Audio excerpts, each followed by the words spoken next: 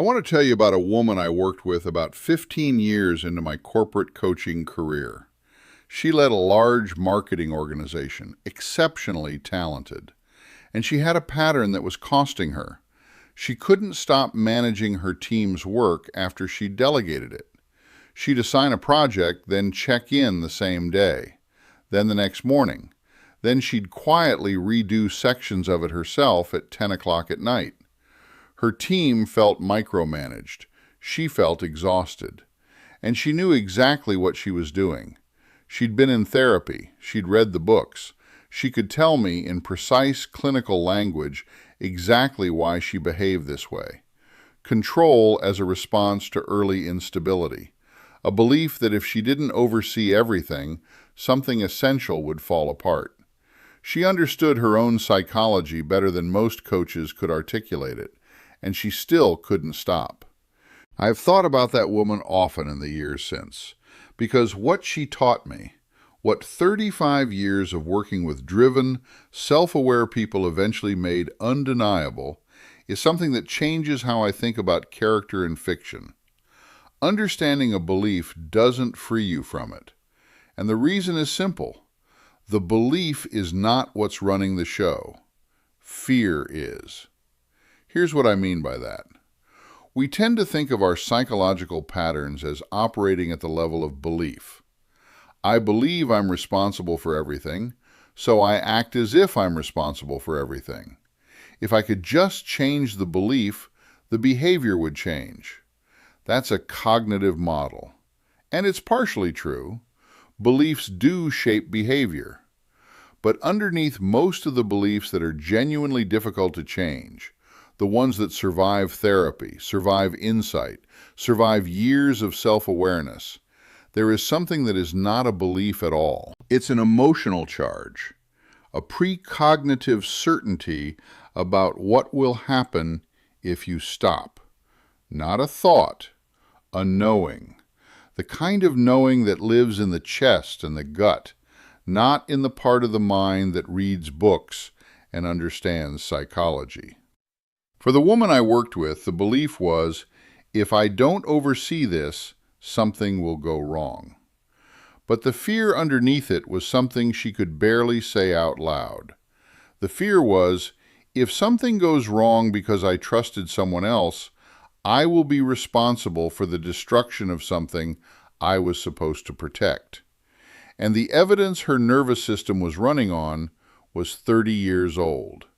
A memory of a time when she had trusted and it had gone catastrophically wrong, and she had been 11 years old and completely powerless. The belief was cognitive. The fear was something else entirely. And the fear was what was running the show. This distinction matters enormously if you write fiction, because it changes what your characters are capable of. One of the most common failures of character work is writing a psychologically self-aware character who changes their behavior because they understand it. They realize what they've been doing. They have the insight, and then they stop. It's unsatisfying, and most writers feel it without knowing why. The reason is that insight operates at the cognitive level. It changes the belief, maybe, but it doesn't touch the fear. And the fear is what's making the behavior feel like survival. A character can fully understand their pattern, can articulate it clearly, can explain the wound it came from, can see exactly how it's costing them, and still be completely unable to stop. Because stopping feels like stepping off a ledge. Not a metaphorical ledge, an actual ledge. The body reads the prospect as physical danger. That's why characters resist change. Not because they lack self-awareness, because what they're afraid of isn't cognitive. Think about the characters who stay with you.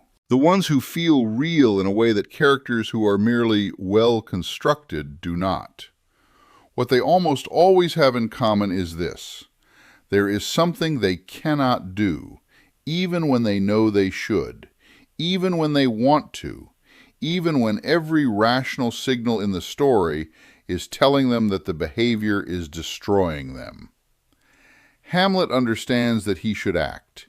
He knows it. He can articulate it at length.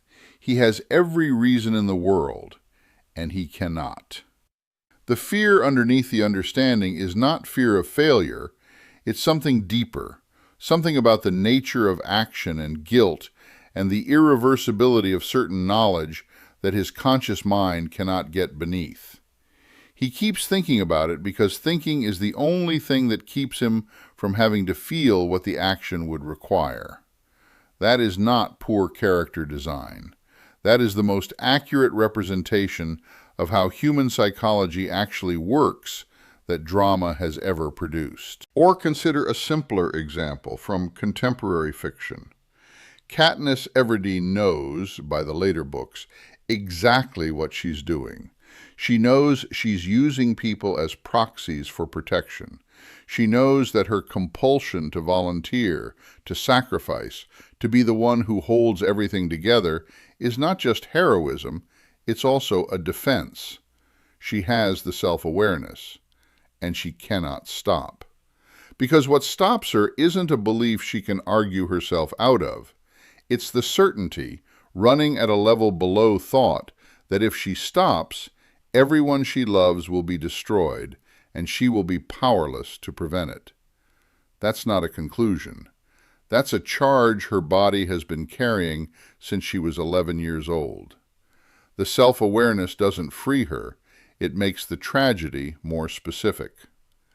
So what do you do with this as a writer? You stop trying to locate your character's block at the level of belief and start looking for it at the level of fear. Ask a different question. Not, what does my character believe, but what does my character believe will happen if they stop believing it? What collapses? What becomes unbearable? What does the body know that the mind is protecting itself from having to acknowledge? That answer, that specific, almost physical answer, is the emotional engine of your character's behavior. It is not the same as the wound. It is not the same as the lie. It is the raw charge that makes the lie feel like survival rather than just a belief. And once you find it, you'll understand something crucial. Your character's resistance to change is not a failure of self-awareness. It's a completely logical response to a terror that is running below the level where logic operates. That's what makes the arc matter. Not the character learning something, the character facing something that understanding alone cannot touch, and having to move through the fear itself to get to the other side. This is the work I've spent the last several years translating from corporate behavioral diagnostics into tools for fiction writers.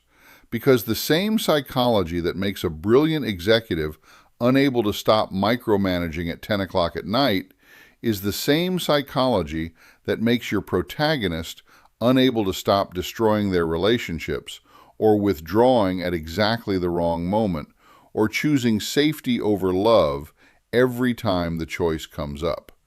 Understanding is not the same as healing, and for a character, the equivalent of healing is transformation, which requires going through the fear, not around it. If you want to understand how to find that fear for your specific character and how to use it to build an arc that readers feel rather than just follow, that's exactly what we teach inside Stratum, AI character coaching, at myAIwritingcoach.com. Because the characters who change the reader, the ones who stay, they didn't just understand something, they faced something that no amount of understanding could substitute for. That's the story worth telling.